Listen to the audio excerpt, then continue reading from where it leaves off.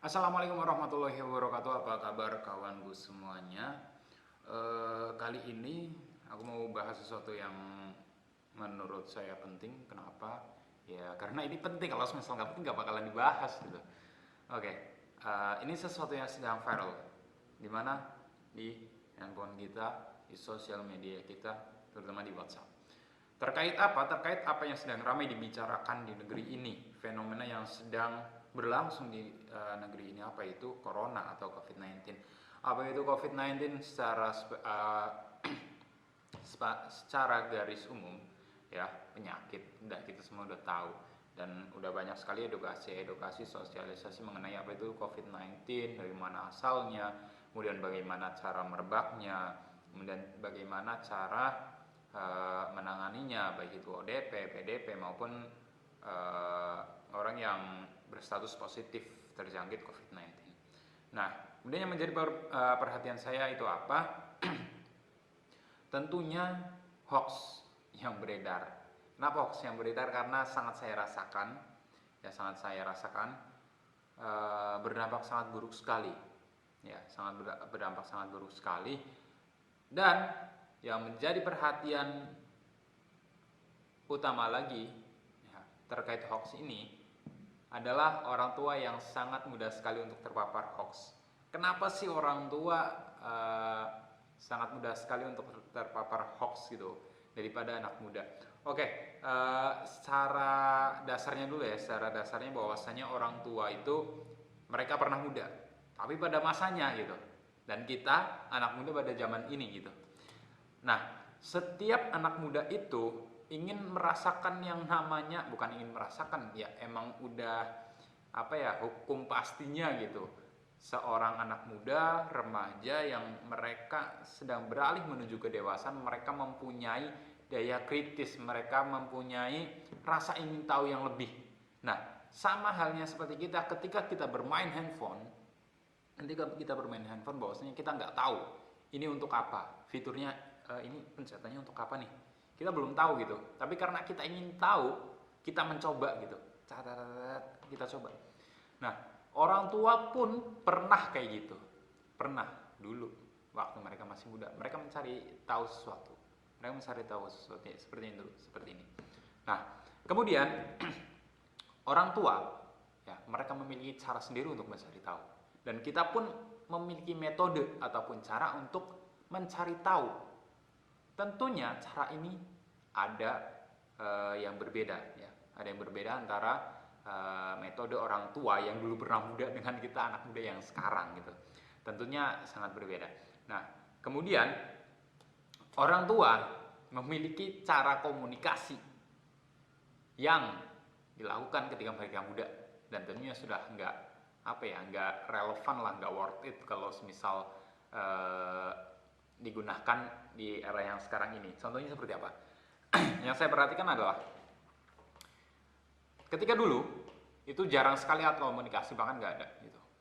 Ya belum ada lah, tahun berapa sih? Ya dulu mereka muda tahun berapaan ya?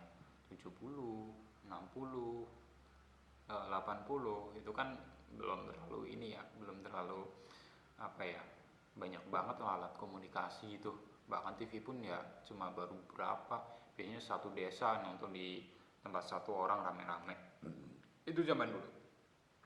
Nah, metode komunikasi yang digunakan masyarakat pada zaman dulu itu seperti apa? Mouth to mouth. Apa itu? Dari mulut ke mulut. Maksudnya ketika ada suatu berita nih, kemudian disampaikan kepada orang lain. Oh, iya. Mereka mendapatkan berita itu. Nah, kemudian mereka sebarkan lagi ke orang yang lainnya. Ini beritanya kayak gini nih. Nah, kemudian orang yang mendengarkan tadi, kita pakai penjelasan lebih enak. A dapat berita. Nah, kemudian dijelaskan ke B. B mendapatkan dari A. Nah, kemudian B meneruskan ke C, berita itu yang didapatkan dari A. Kemudian begitu juga seterusnya. Nah, permasalahannya adalah pada zaman dahulu tidak bisa memastikan ini benar atau enggak. Kalau semisal berita itu benar ya udah benar, kalau semisal berita itu salah ya udah salah gitu. Intinya masyarakat mendapatkan berita itu tanpa mengetahui benar apa enggaknya. Nah, permasalahannya di situ. Nah, kemudian ternyata kebiasaan ini masih digunakan pada zaman sekarang gitu. Zaman yang sebenarnya kita bisa nyari apapun gitu. Kita katakanlah seperti itu, bisa mencari apapun melalui handphone ini. Ya yang penting ada kuotanya lah, kalau enggak ya wifi gratisan. Nah, seperti itu. Kebiasaan lama itu masih digunakan sampai sekarang. Ketika mendapatkan berita, itu bahkan tanpa menggunakan handphone sekalipun, itu mereka bisa mendapatkan suatu berita dari orang yang lainnya dengan metode yang sama ketika mereka dulu masih muda, yang tadi udah dijelaskan gitu. Nah, setelah mendapatkan berita itu kemudian disampaikan lagi ke orang yang lainnya, dan itu masih bisa dipercaya dengan catatan orang-orang yang mengalami masa-masa yang sama atau metode yang sama. Nah, ketika itu disampaikan kepada anak muda, maka anak muda lebih mempunyai daya kritis daripada itu. Ya, memang sudah hukum alamnya gitu, sudah menjadi kepastian bahwasanya anak muda memiliki sifat kritis. Nah, setelah itu apa lagi?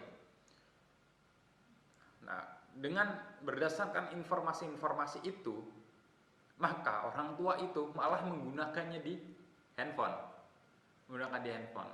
Bukan mereka mendapatkan informasi dari sini, kemudian dicerna, dipikir, baru disampaikan. Enggak. Tapi berdasarkan informasi dari orang lain. Nah, kemudian mungkin ada beberapa mereka yang membuat berita itu. Nah, kemudian dibuat tulisan, kemudian di-share. Ataupun mereka yang memiliki kepentingan-kepentingan tertentu untuk ya namanya kepentingan tertentu banyak ya. Kemudian menulis, sasarannya mereka orang tua yang mereka nggak bisa yang namanya cross check berita, disebarkan kemudian di-share. Dan yang mempercayai hal seperti itu ya sama orang tua juga gitu. Dan yang menjadi miris ya, ini juga berdasarkan pengamatan juga bahwasanya ya anak muda masih banyak yang bisa percaya dengan hal-hal yang seperti itu. Padahal sebenarnya hoax itu mudah dibedakan. Yang pertama bahwasanya hoax itu punya karakter hiperbola atau dilebih-lebihkan, kemudian nggak jelas sumbernya, nggak jelas kebenaran beritanya gitu. Maka sebenarnya hoax itu sangat mudah sekali dibedakan. Cuma karena orang tua menggunakan metode komunikasi yang berbeda dengan anak muda zaman sekarang, maka akan susah untuk membedakan gitu. Nah, tugas kita sebagai anak muda, terutama kepada orang tua, ada betulnya juga ketika seorang anak itu membimbing orang tuanya dalam masalah menggunakan teknologi. Bagi orang tua kalian yang memang masih kesusahan untuk menggunakan teknologi itu, maka dari itu kita ajak untuk menggunakan teknologi yang bijak, mengelola informasi yang bijak itu seperti apa. Nah, itu sangat penting sekali gitu. Bahwasanya hoax ini jujur aku sendiri tuh sangat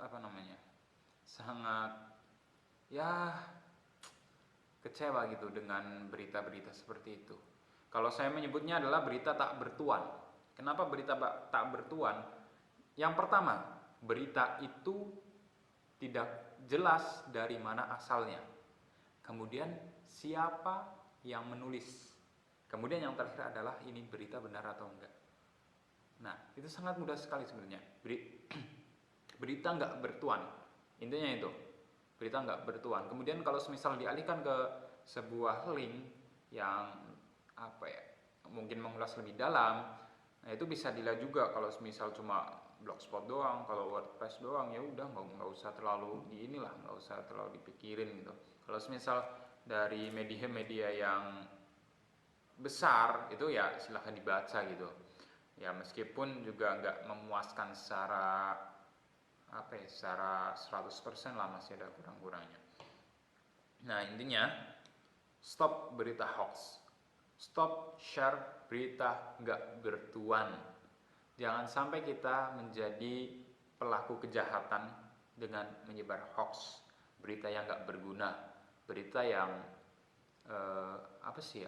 ya udah sih, nggak ada gunanya sama sekali gitu, nggak usah diurusin, nggak usah di-share, nggak usah dipercaya.